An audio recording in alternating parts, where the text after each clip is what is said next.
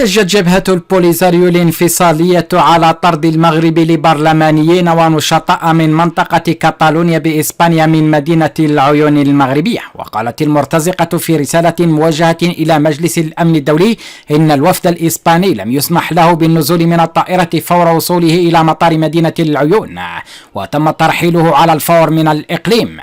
رسالة البوليزاريو إلى رئيس مجلس الأمن أشارت إلى أن الهدف من الزيارة هو الاطلاع عن كثب على وضعية حقوق الإنسان في الإقليم ومقابلة الناشطين الصحراويين في مجال حقوق الإنسان والمجتمع المدني.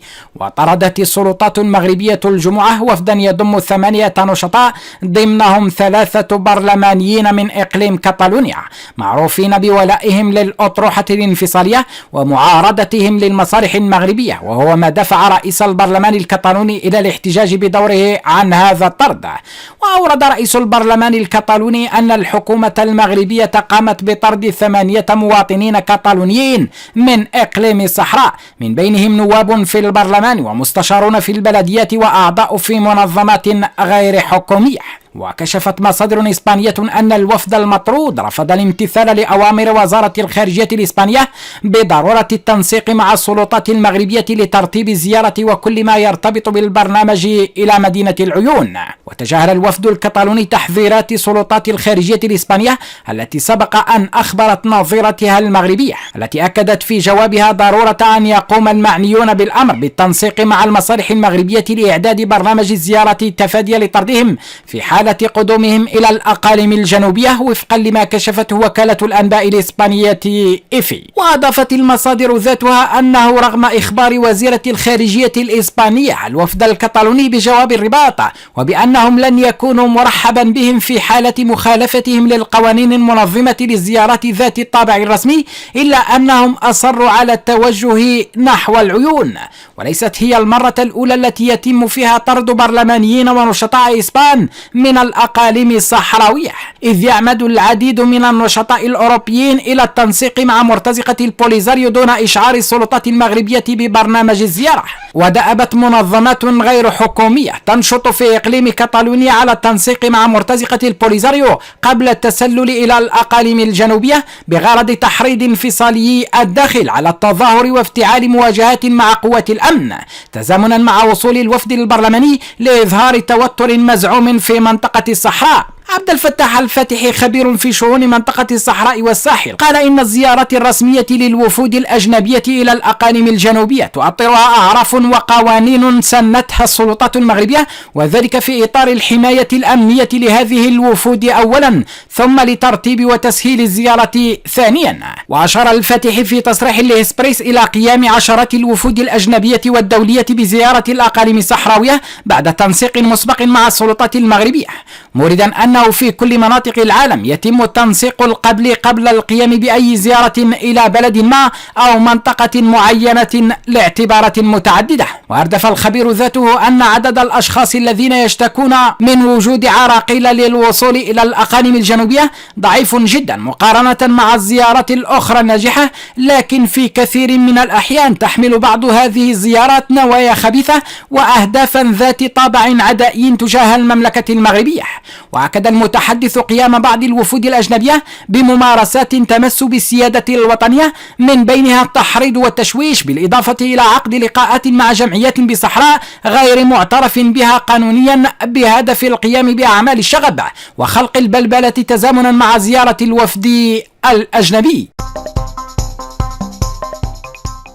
قال الرئيس المؤسس لمنتدى كرونس مونتانا جون بول كارتون جوابا على سؤال بشأن هذه الوثائق الرسمية التي تدعو البلدان إلى عدم المشاركة في المنتدى: لقد اعتدنا على هذه الإشارات التي تحدث بشكل موسمي منذ 6 سنوات. ثم أضاف: سأقول شيئين. أولا، يقوم كرونس مونتانا بتنظيم ندوات، والندوة هي السلوك الديمقراطي الأساسي في أي بلد، على اعتبار أن غايتها هو تمكين المشاركين من الالتقاء والتحدث والارتقاء بمعارفهم المتبادلة، لا شيء أكثر من ذلك. فكل كيان يعارض مثل هذه المقاربة الداعية للحرية هو في نظري بمثابة دولة ديكتاتورية، لا نقاش حول هذه النقطة. وثانيا يتابع المتحدث ذاته كلما تم القيام بمحاولات لعرقلتنا تكون النتيجة عكس ذلك. لقد استنتجنا ذلك منذ البداية، لكن يبدو أن الآخرين لم يتمكنوا من الاستيعاب. يشهد منتدى كرونس مونتانا في الداخل نجاحا باهرا، ونحن مدينون بجزء من الشهرة الدولية لهذا الحدث لأولئك الذين يحاولون التشويش عليه، فهم يمنحوننا دعاية مجانية لا تصدق. شكرا لهم مرة أخرى. المنتدى معروف، محبوب ومحترم منذ أزيد من 30 سنة. سيتطلب الأمر أكثر من ذلك لزعزعتنا.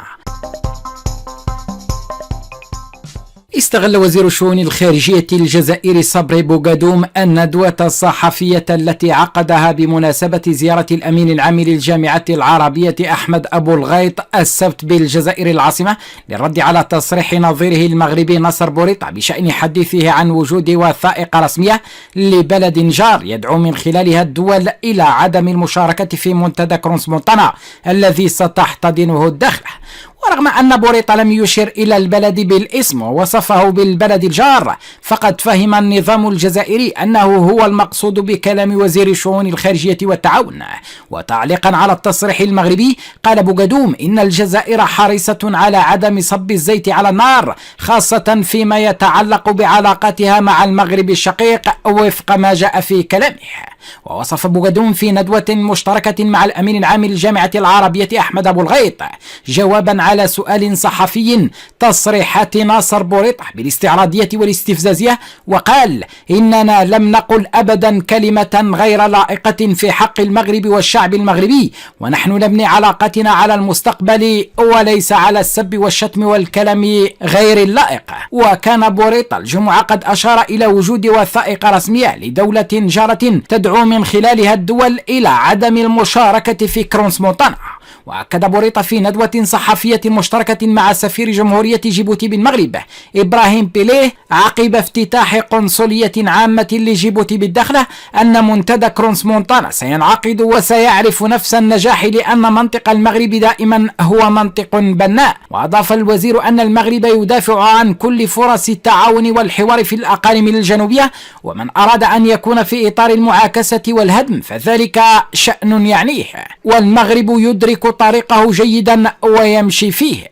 وشدد بوريطة على أن سيادة المغرب على الصحراء ليست هي موضوع المسار الذي يتمثل في إقناع طرف معروف بالانخراط في جهد بناء لإنهاء هذا النزاع المفتعل، مذكرا بأن المغرب لا يضع أبدا سيادته على صحرائه فوق طاولة أي مسار أو أي تفاوض.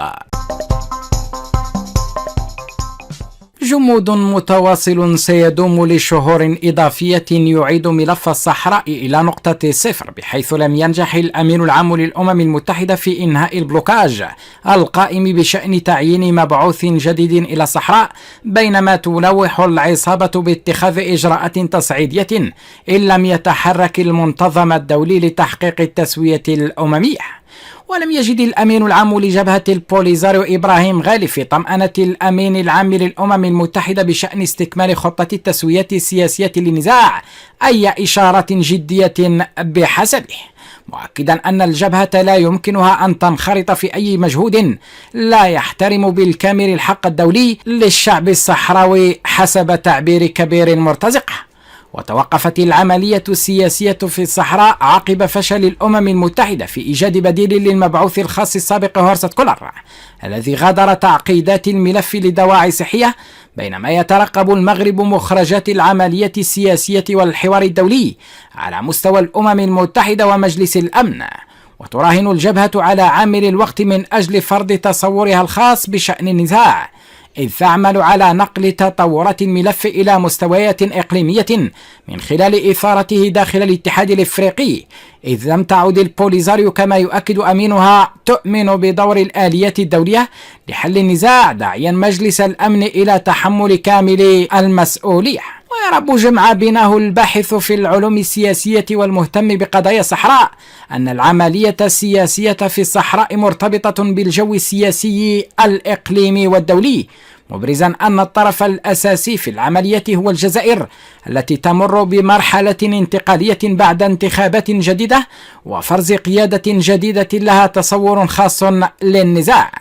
ويضيف بينه في تصريح الإسبريس أن ملف الصحراء لم يصل إلى الباب المسدود كما تدعي ذلك جبهة العصابة، وإنما هناك عمل متواصل من أجل إيجاد حل توافقي للملف ببصمة دولية تقودها الولايات المتحدة الأمريكية، مؤكدا أن التعيين الأممي لمبعوث خاص في الصحراء لن يطول كثيرا.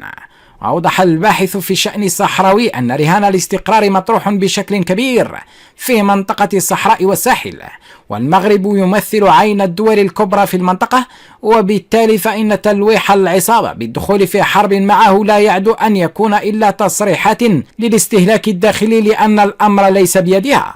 إلى ذلك يشير المحلل ذاته إلى أن البوليزاريو تحاول الرد على تحركات المغرب على مستوى إفريقيا بمناورات غير مؤثرة في الملف، لافتا الانتباه إلى أن العصابة والجزائر تلعبان على عامل الوقت من أجل التأثير على العملية السياسية في نزاع الصحراء.